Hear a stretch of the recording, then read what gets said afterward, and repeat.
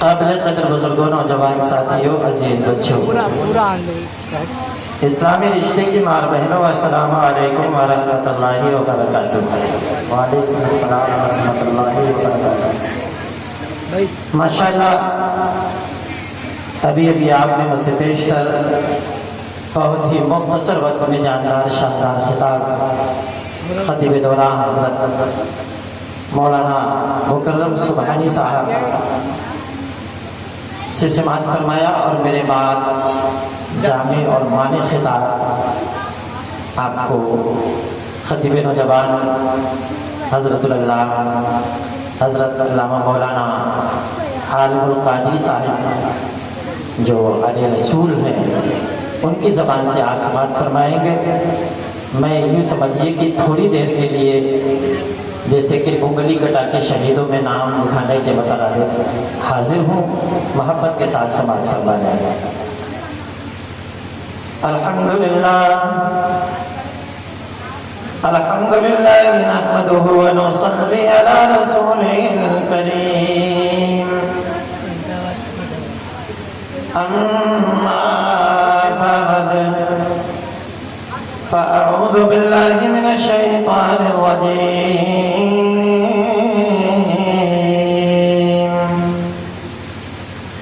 بسم الله الرحمن الرحيم،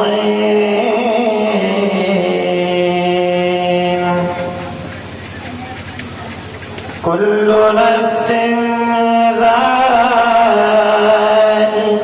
الموت، صدق الله مولانا العظيم وصدق رسوله النبي الأمين المكين الكريم، ونحن على ذلك لمن الشاهدين والشاكرين والذاكرين، والحمد لله رب العالمين۔ سبحان اللہ۔ عزیزان محترم، اس سے قبل کی تلاوت کردہ آیہ شریفہ کے تعلق سے کچھ عرض کیا جائے۔ آئیے ہم اور آپ سے مل کر انتہائی عقیدت و محبت کے ساتھ آمنہ کے لال محبوب رب ذوالجلال، بے نظیر و بے مثال عرش و فرش کا جمال، حضرت حلیمہ کے حلیم، عالم ما کان و ما یکون کے علیم، مریضان لا دوا کے حکیم، سبز گنبد کے مکین، جناب رحمت للعالمین پیارے آقا محمد عربی صلی اللہ تعالی علیہ وسلم کی مقدس بارگاہ میں درود و سلام کا نذرانہ پیش کر لیں اور طلب کر پڑھیں، اللہم صلی علی سیدنا و شفیعنا و نبینا مولانا محمد مبارک وسلم، صلاۃ و سلام علیکہ یا رسول اللہ۔ آج کی یہ نورانی محفل علی جناب حاجی مہدی حسین صاحب مرحوم کے ایصال ثواب کی غرض سے منعقد کی گئی ہے۔ ہم اور آپ سب اس لیے اکٹھا ہیں کہ مرحوم کے حق میں دعائیں خیر کریں، ایصال ثواب کریں۔ دعا ہے کہ پروردگار عالم چودھری صاحب مرحوم کی مغفرت فرمائے، ان کو جنت الفردوس میں مقام رفیع عطا فرمائے۔ بڑے اعلیٰ پیمانے پر کھانے کا اہتمام کیا گیا، گاؤں کے بہت سارے لوگوں نے شرکت کی، مہمان حضرات بھی شریک ہوئے۔ اللہ تعالیٰ سب کی شرکتوں کو قبول فرما لے۔ چونکہ آج جن چودھری صاحب کی 10ویں کی فاتحہ کے سلسلے میں یہ پروگرام رکھا گیا، ان کی جو اولاد ہے ماشاءاللہ کثیر تعداد میں ہے، اولاد بھی ماشاءاللہ 5 بیٹے ہیں ان کے، جناب نبی حسین صاحب، رضا حسین صاحب، ڈاکٹر اکرم صاحب، اسلم حسین اور افسر حسین صاحب۔ مجھے لگتا ہے کہ 5 بھائی شاید یہاں شریک ہوں گے۔ ہے ایک آدھ بھائی کوئی؟ ایک ہے، اللہ تیرا شکر ہے۔ کون سے ہے ذرا ہاتھ اٹھا کے بتائیے، کیا نام ہے آپ کا؟ افسر۔ بات چونکہ تھوڑی سی کڑوی ہے، ہو سکتا ہے بری بھی لگ جائے۔ باپ کے اس عظیم و شان پروگرام کے موقع پر جب اولاد کو ہی فرصت نہیں ہے محفل میں آنے کی، تو کسی اور سے شکوہ اور شکایت کا کیا مطلب ہوتا ہے؟ جی एक किराए पे थोड़ी बुलाए जाएंगे सुनने के लिए। औलाद को चाहिए कि वो खुद बैठते, अपने सारे बच्चों को बिठाते, सारे रिश्तेदारों को बुलाते, और जब आपको लोग देखते तो महल्ले पड़ोस के लोग भी आके बैठ जाते। मेरी बात अगर गलत हो तो वापस कर दीजिएगा, और अगर वो सच्चाई पर मबनी है तो अभी वक्त दूर नहीं है, अभी वक्त दूर नहीं है। गुलों में रंग भरे बादलों बहार चले, गुलों में रंग भरे बादलों बहार चले, चले जो आओ तो गुलशन का कारोबार चले। मैं हाजी साहब के तमाम साहिबजादान से गुजारिश करूंगा कि अगर वो किसी अहम काम में मसरूफ नहीं है, और अगर कोई अहम काम भी हो तो आज के दिन इसाले सवाब से ज्यादा उनके लिए कोई अहम थोड़ी होगा। तशरीफ लाए और इस महफिल की रौनक को बढ़ाए। मैं चंद शेर आपकी समातों के हवाले कर दूं, अगर इजाजत हो तो पेश कर दूं कुछ शेर। आप नाराज तो नहीं हुए मुझसे? जितने लोग नाराज हैं जरा हाथ उठा के बताएं कितने नाराज हैं। कोई नाराज नहीं? तो सब राजी है ना? तो मोहब्बतों का इजहार करके हाथ उठा के एक बार कह दो सुभान अल्लाह, सुभान अल्लाह। आवाज में निकाल दो, थोड़ा सा आवाज निकाल के बोलो या रसूल अल्लाह। ऐसे नहीं, जरा मर्दों वाली आवाज निकालिए। अगर मैं इन खवातीन से कह दूं भी भारी पड़ जाएंगी आप पर, कम से कम आप अपनी मर्दानगी को सलामत रखिए और उसका भरम बरकरार रखिए। तड़प के बोलिए या रसूल अल्लाह, या हबीब अल्लाह, या नबी अल्लाह। माशाअल्लाह अब आपके चेहरों पर मुस्कुराहट आ गई, और इस मुस्कुराहट को देखकर मेरा जी चाहता है कि मैं अपने मेंबर शरीफ के अहले इल्म हजरात के तवस्सुस से ये शेर आप तक पहुंचा दूं। हम जैसे मरीजों की दवा कौन करेगा, हम जैसे मरीजों की दवा कौन करेगा, दवा कौन करेगा, दवा कौन करेगा। हम जैसे मरीजों की दवा कौन करेगा, दवा कौन करेगा, दवा कौन करेगा। ऐ मेरे नबी तेरे सिवा कौन करेगा, ऐ मेरे नबी, ऐ मेरे नबी तेरे सिवा। एक बार आप लोग भी कह दो कौन करेगा। ऐ मेरे नबी तेरे सिवा कौन करेगा। और जब हमारे अहले सुन्नत से कोई पूछता है कि ख्वाजा की छठी और बड़े पीर की 11, सरकार की 12, ख्वाजा की छठी और बड़े पीर की 11, सरकार की 12, ख्वाजा की छठी और बड़े पीर की 11, ख्वाजा की छठी और बड़े पीर की 11, सरकार की 12, सरकार की 12। हम सुन्नी न करेंगे तो भला कौन करेगा, करेंगे तो मसलक आला हज़रत उलमाए अहले सुन्नत, नारे तकबीर, नारे रिसालत, जिंदाबाद जिंदाबाद। बहुत अच्छा। हमारे नाज़िम माशाअल्लाह जाबिर रज़ा अच्छी निजामत कर रहे हैं और बड़े जानदार शानदार अंदाज में नारा लगाया इन्होंने, मगर आपका जवाब जो है इतना सीला और इतना पिलपिला जवाब कि बिल्कुल ऐसा लग रहा है जैसे कि आपकी जबानों पर फेविकोल लगा दिया गया हो कि जवाब देने के लिए तैयारी नहीं, खुली नहीं रहे। अरे नारा हमारी शान है, नारा हमारी पहचान है, और सुन्नियों का और मुसलमानों का नारा वो भी पिलपिला नारा جب یہ نعرہ لگائے تو تمہارے نعرے کی شان یہ ہونی چاہیے کہ ہلا دے نعرے تکبیر سے باطل کی بنیادیں، اگر ضد پر کوئی آ جائے دیوانہ مان لگتا ہے۔ جی جی بے شک، سبحان اللہ۔ تو کبھی بھی اب نعرہ لگایا جائے تو پورے طور پر اس کا جواب دیجیے گا، خاموشی کے ساتھ نہیں۔ ملاحظہ فرمائیے گا شعر، ہم جیسے مریضوں کی دوا، ایک بار کہہ دو نا کون کرے گا، ہم جیسے مریضوں کی دوا کون کرے گا، دوا کون کرے گا، اے میرے نبی تیرے سوا کون کرے گا، اللہ کرے وہ صبر و تحمل ہے نبی کا، تحمل ہے نبی کا، کیا تحمل ہے میرے آقا کا، کیا صبر ہے میرے آقا کا۔ اللہ اللہ وہ پیغمبر جب مکے کی سرزمین پر چلتا تھا اپنے بھی بولتے تھے، بے بیگانے بھی بولتے تھے، کافر و مشرکین کہتے تھے یہ جو جا رہے ہیں یہ صادق ہے، یہ امین ہے، یہ اپنے وقت کے جھوٹ نہ بولنے والے انسان ہے، یہ امانت میں خیانت نہ کرنے والے انسان ہے۔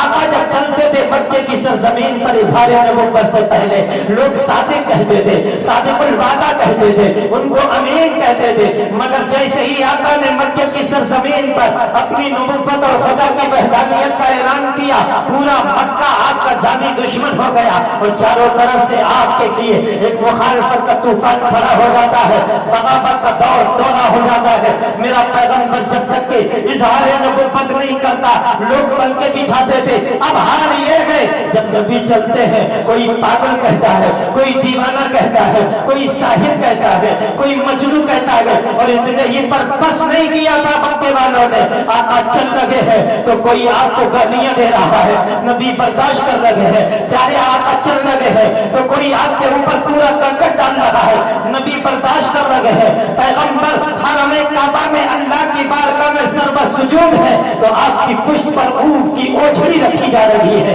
نبی برداشت کر رہے ہیں۔ پیارے آقا کائنات پر لوگ پتیاں کس رہے ہیں، نبی برداشت کر رہے ہیں، اور اتنا ہی نہیں جو غلام آپ کے دامن میں آ گئے ان غلاموں پر اس طرح سے لوگوں نے مصالے اٹھائے تھے، حضرت بلال کی ننگی پیٹھ پر کوڑے برسائے جا رہے ہیں، نبی برداشت کر رہے ہیں۔ حضرت یاسر اور عمار پر ظلم و جفا کے پہاڑ توڑے جا رہے ہیں، نبی برداشت کر رہے ہیں۔ بی بی نہدیہ کو زد و کوب کیا گیا، نبی نے برداشت کر لیا۔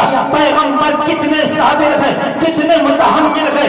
میرے آقا کریم پر لوگوں نے عرصہ حیات دور کر دیا تھا، وہ مکے کی سرزمین جو آپ کے باپ دادا کا وہاں پر دوڑ رہا تھا، اللہ اکبر، جس کے باپ دادا کعبے کے متولی رہے ہو وہ مصطفیٰ جان رحمت کا خاندان، ایک عظیم الشان خاندان، مگر ایک دن وہ آیا تھا میرے پیغمبر کو، میرے آقا کو مکے والوں نے مکے میں رہنا دوبر کر دیا۔ پیغمبر مکہ چھوڑ کر مدینے کے لیے ہجرت کر گئے، اور میرے دوستوں پھر کیا ہوتا ہے، مکے والوں نے مدینے میں بھی آپ کو چین سے نہیں رہنے دیا۔ ایک سال ہی گزرا تھا کہ بدر کے میدان میں آپ کو اللہ کے نبی کو للکارا گیا۔ پیغمبر 313 کی جماعت کو لے کر 1000 کے لشکر جرار کے سامنے پہنچے، حق کی حمایت کے لیے، اللہ اس کے رسول کی سربلندی کے لیے چلے میرے آقا۔ اللہ اکبر، اب اس جنگ میں دیکھو اللہ رب کریم نے مسلمانوں کو فتح و نصرت عطا فرمائی، مگر مکے والے چین سے اب بھی نہیں بیٹھے۔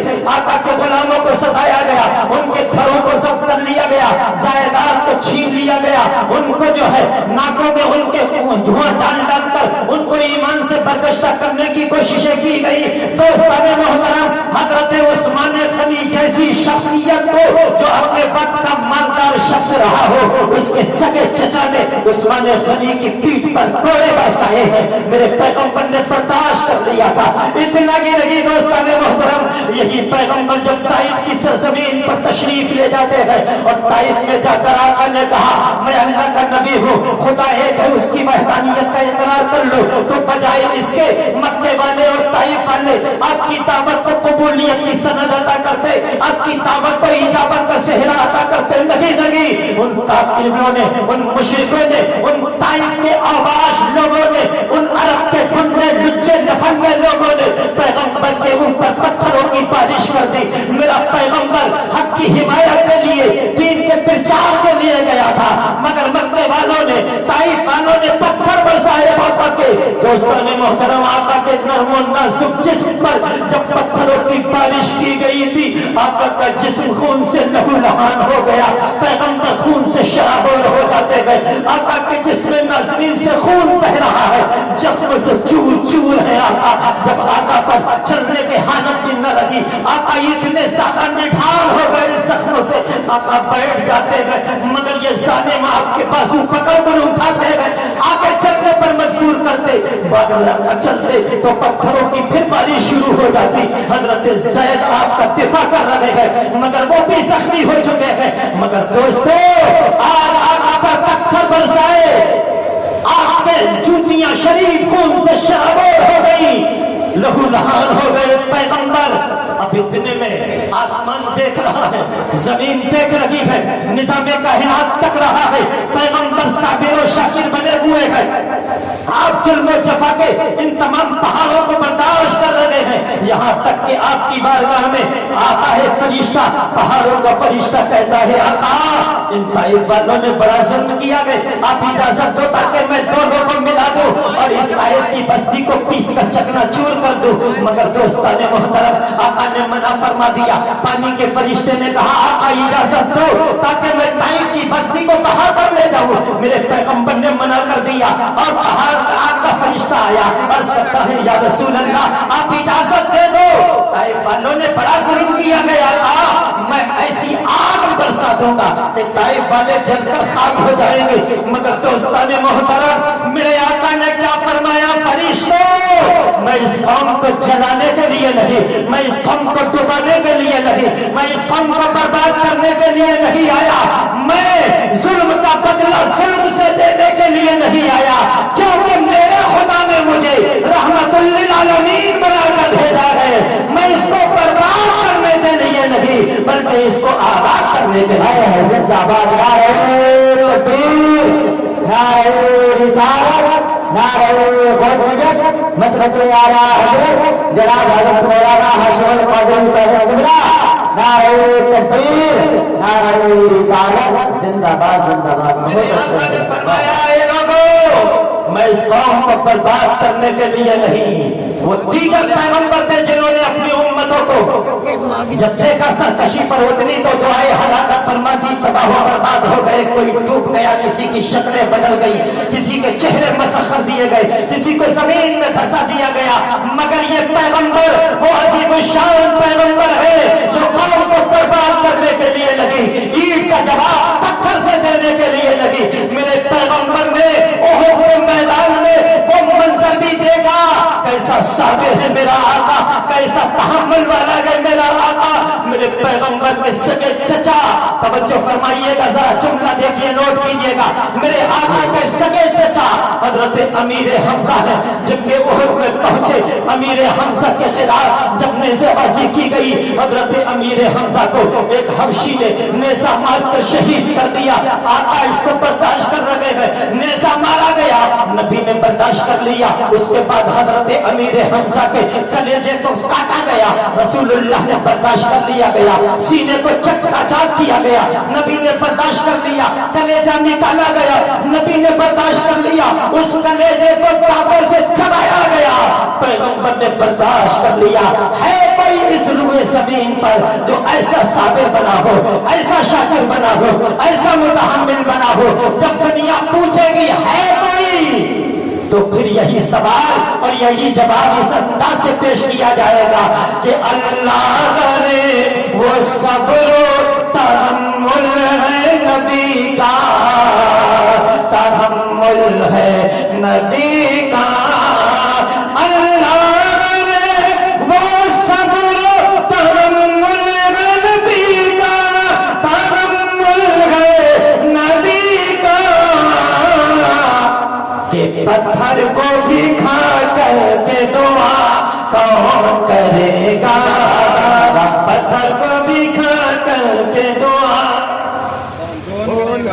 آپ ایک بار پوچھئے ایک بار یہ پوچھئے کہ پتھر کو بھی کھا کر کے دعا کون کرے گا कोई दिक्कत हो रही है आपको? बात तो मेरी पहुंच रही है आप तक। डॉक्टर साहब आपकी समातों का मुतवज्जो जो है तालिब है।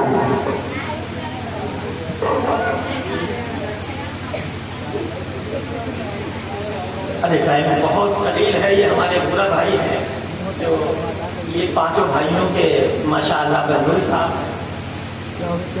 और खास तौर से इन्हीं की ज्यादा कोशिश है काबिश दावत दिलवाने की कि जरूर हजरत को बुलाना है। ये दावत उनके वास्ते से पहुंची, मैं हाजिर हो गया। अब कान में ये फरमाइश करवाएं तो इस वक्त फरमाइश तो बड़ी बात है, शिद्दत भी काफी हुई है क्योंकि हजरत भी तशरीफ फरमा है। मिंबर शरीफ का इसरार भी यही है कि कम वक्त में काम को निपटा लिया जाए।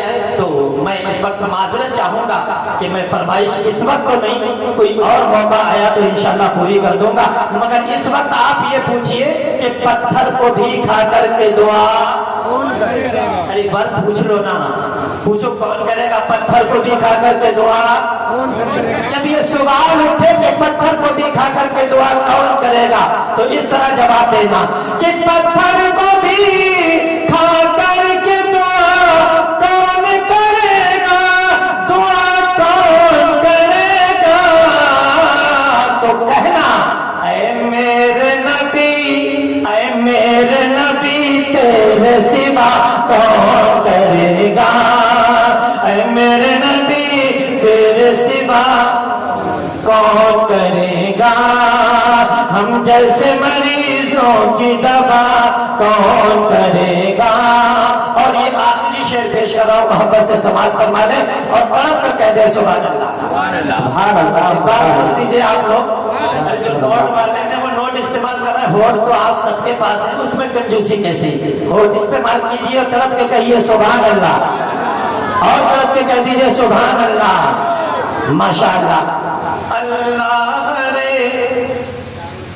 देखा जो जहन्नम में तो जिब्रील ये बोले, जिब्रील ये बोले, देखा जो जहन्नम में तो जिब्रील ये बोले, हाँ जिब्रील ये बोले,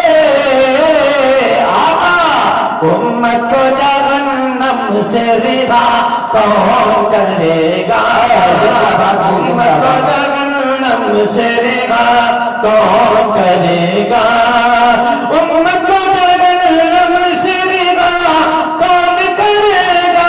तो कहना सरकार दो आलम के सिवा कौन करेगा, सरकार दो आलम के सिवा कौन करेगा। दुरूद पाक पढ़िए, अल्लाहुम्मा सल्ली अला सय्यदिना व शफीइना व नबीना मौलाना मुहम्मद व बारिक वसल्लम सलातन व सलामन अलैका या रसूल अल्लाह या हबीब अल्लाह या नबी अल्लाह। अब चूंकि तकरीर का वक्त तो नहीं है कि मैं ज्यादा कोई तवील गुफ्तगू कर सकूं, वक्त और हालात का तकाजा भी यही है और इसरार भी यही है, इधर हजरत का इंतजार भी यही कह रहा है कि तूल न दिया जाए। मगर चूंकि ये महफिल मौत से मुताल्लिक है तो सिर्फ मौत से मुताल्लिक एक बात कह दूं अगर इजाजत है। एक नसीहत वाली बात कह के मैं अपनी गुफ्तगू को खत्म कर दूंगा। मौत से मुताल्लिक है ये महफिल। आज हम एक मरहूम के दसवे में मौजूद हैं, मुझे भी मरना है और आप लोगों को भी मरना। सिर्फ हल्के हल्के गर्दन तो हिली है मगर किसी की जबान नहीं हिली कि कहीं मरना जाए और बचना है नहीं। जब बचना नहीं है, मरना ही है, तो फिर मियां डरना किस बात का है? मैं भी मर जाऊंगा एक दिन, आप भी मर जाएंगे, बल्कि जो भी आया है वो दुनिया से चला जाएगा, जो पैदा हुआ है वो नापैद हो जाएगा, जिसने जिंदगी का मीठा मीठा जाम पिया है वो एक दिन मौत का कड़वा कड़वा जाम जरूर पिएगा। मगर मेरे भाइयों, मेरे बुजुर्गों, आज हम किसी के तीजे में शरीक, किसी के दसवें में शरीक, मरने वाले आज भी मर रहे हैं, कयामत तक मरने का सिलसिला भी जारी रहेगा। मगर मेरे दोस्त, हम देखते ये हैं कि جب ہمارے کسی عزیز کا انتقال ہو جاتا ہے اسے سنت کے مطابق غسل دیا جا رہا ہے، اسے سنت کے مطابق کفن پہنایا جا رہا ہے، اسے سنت کے مطابق اب گورے غریبہ کے حوالے کیا جائے گا۔ کانوں پر اٹھا کر عزیز چلے، اپنے آپ کے اقربا دے کر چلے، جا رہے گئے سوئے قبرستان، اور ایک جو نماز پڑھنے کی جگہ مقرر اور متعین ہوتی ہے اس مقام پر لے جا کر جنازے کو رکھ دیا جاتا ہے، پیچھے کھڑے ہو گئے نماز پڑھنے کے لیے۔ مگر میں آپ سے پوچھتا ہوں میرے بھائیوں، کیا نماز جنازہ کے بعد جتنے لوگ ساتھ میں جاتے ہیں سب لوگ نماز میں شریک ہو جاتے ہیں؟ نہیں ہوتے۔ سب لوگ جماعت میں شریک ہو جاتے ہیں؟ نہیں ہوتے۔ سب لوگ شریک ہوتے ہیں؟ نہیں ہوتے۔ ایمانداری سے بتانا سب شریک ہوتے ہیں؟ نہیں، چند لوگ جماعت میں کھڑے ہو گئے، امام صاحب ہیں، اب مڑ مڑ کے دیکھ رہے ہیں، کچھ لوگ تو ایسے ہیں کہ بس وہیں جا کے وہ قبرستان والے ہی نل پہ وضو بنایا جائے گا، انہیں یہ پتہ ہی نہیں ہے کہ ہم جہاں جا رہے ہیں وہاں وضو کی بھی ضرورت پڑے گی، تو کچھ تو وضو بنا کے خیر آ گئے۔ اب چند لوگ جماعت میں کھڑے ہو گئے، باقی کا حال یہ کوئی ادھر کھڑا ہے، کوئی ادھر کھڑا ہے، کوئی ادھر کھڑا ہے۔ ایسے بھی مناظر دیکھنے میں آئے گئے کہ باپ کا جنازہ رکھا ہوا ہے اور بیٹا ہاتھ باندھ کر دور کھڑا نظر آ رہا ہے۔ امام صاحب سے کہا جا رہا ہے امام صاحب نماز پڑھائیے، تو امام صاحب بیچارے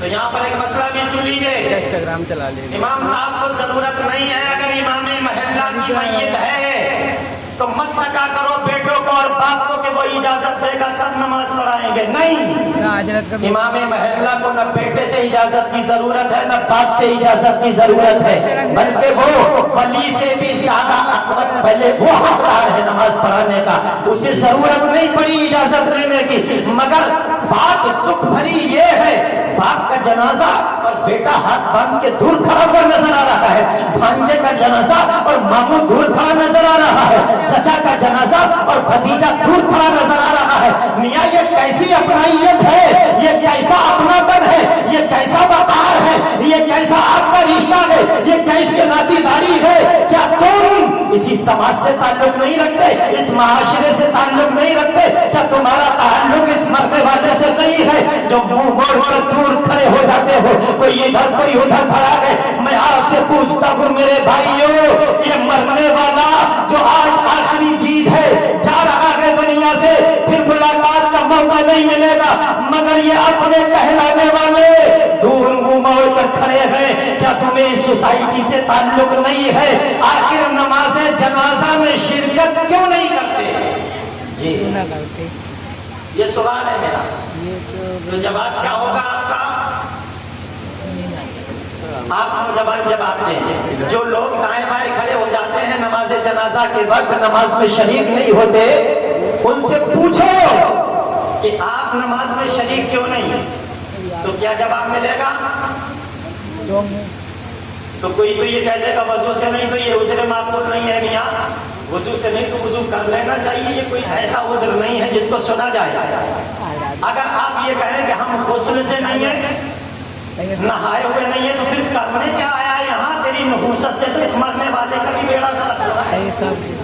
یہ اہل علم تشریف فرما ہے جہاں جنوب انسان ہو، ناپاک انسان ہو، وہاں رحمت کے فرشتے نہیں آتے۔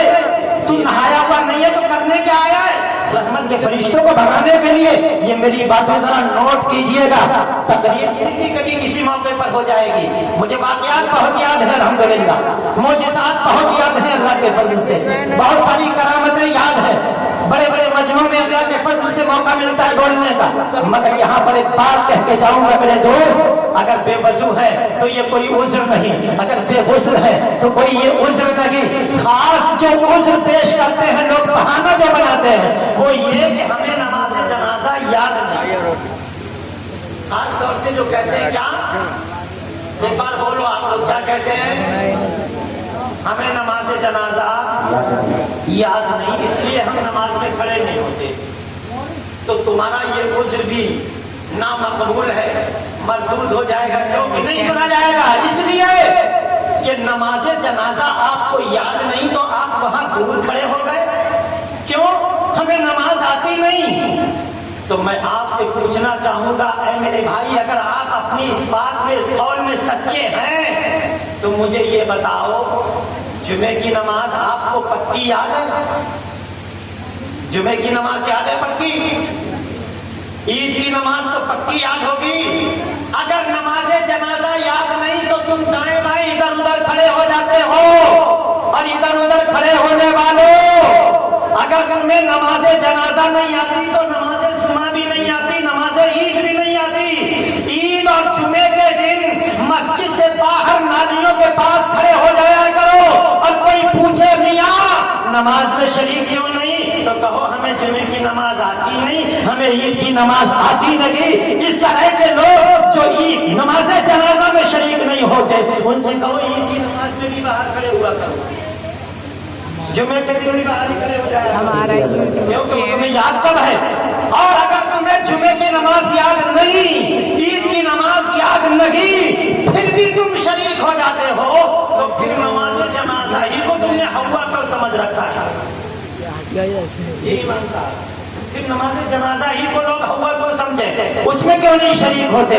میرے بھائیوں، نماز جنازہ میں شریک ہوا کرو۔ نماز جنازہ میں شرکت سے آپ کا بھی فائدہ ہے اور مرنے والے کا بھی فائدہ ہے۔ کبھی کبھی وہ مرنے والا ایسا اللہ کا نیک بندہ ہوتا ہے کہ نماز پڑھنے والے بخش دیے جاتے ہیں، اور کبھی کبھی ایسا ہوتا ہے نماز پڑھنے والوں میں کوئی ایسا اللہ کا بندہ ہوتا ہے کہ اس کی وجہ سے میت کو بخش دیا جاتا ہے۔ اس طرح کے واقعات بھی ہیں ذہن میں، مگر میں زیادہ کچھ نہ کہہ کے بس اتنا ہی کہوں گا۔ میرا یہ پیغام آپ لوگ غور سے سن لو کہ نماز جنازہ میں دو فرض ہیں، کھڑا ہونا اور 4 بار اللہ اکبر کہنا۔ تو اللہ اکبر تو یاد ہی ہے آپ کو؟ کتنے لوگ ہیں جنہیں اللہ اکبر یاد ہے؟ ذرا ہاتھ اٹھائیں۔ اللہ اکبر سب کو یاد ہے؟ کسے کسے یاد ہے؟ اب ذرا وہ ہاتھ اٹھائیں۔ اللہ اکبر جسے یاد ہے اللہ اکبر، ماشاءاللہ۔ کھڑا ہونا بھی جانتے ہیں ہم لوگ؟ کھڑا ہونا بھی جانتے ہیں؟ تو نماز جنازہ میں یہ دو ہی چیزیں فرض ہے، کھڑا ہونا فرض ہے اور اللہ اکبر 4 بار کہنا فرض ہے۔ اگر آپ نے اتنا ہی کر لیا تو پھر بھی فرض ادا ہو جائے۔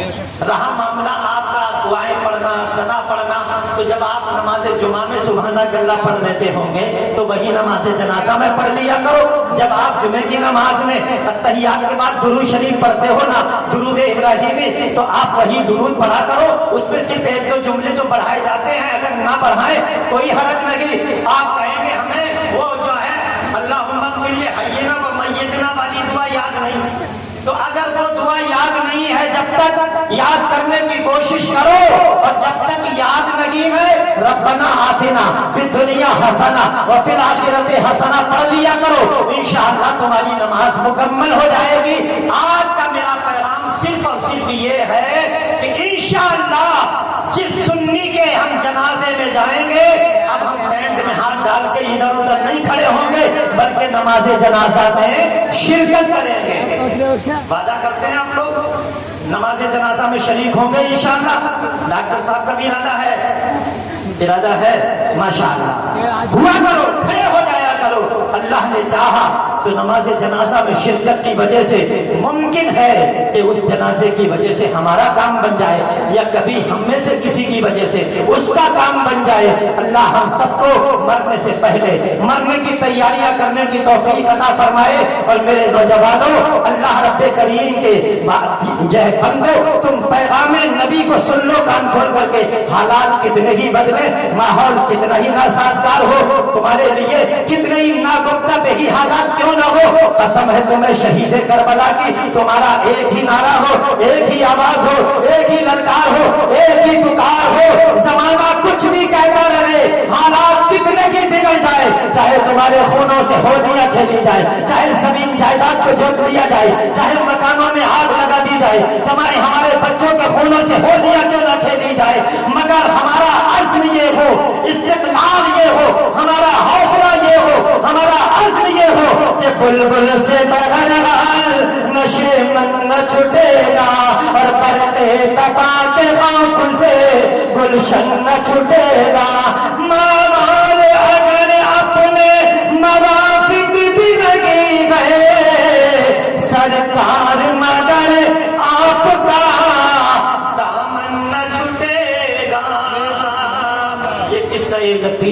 ابھی ناتمام ہے، جو کچھ بیاں ہوا وہ آغاز باب تھا، ہمیشہ کے لیے رہنا نہیں، اس دار فانی میں کچھ اچھے کام کر لو۔ 4 دن کی زندگانی میں میرے تعارف کے لیے بس اتنا کافی ہے۔ مجھے ہاشم القادری کہتے ہیں لوگ، ضلع ایڈا کا رہنے والا ہوں، مراد آباد کی سرزمین پر کوہ نور تراہے کے قریب معروف بھائی والی گلی جو خواجہ نگر کہلاتا ہے، وہاں پر بچیوں کا مدرسہ چلاتا ہوں۔ الحمدللہ اخبار کی سرزمین پر بھی 4 سال میں نے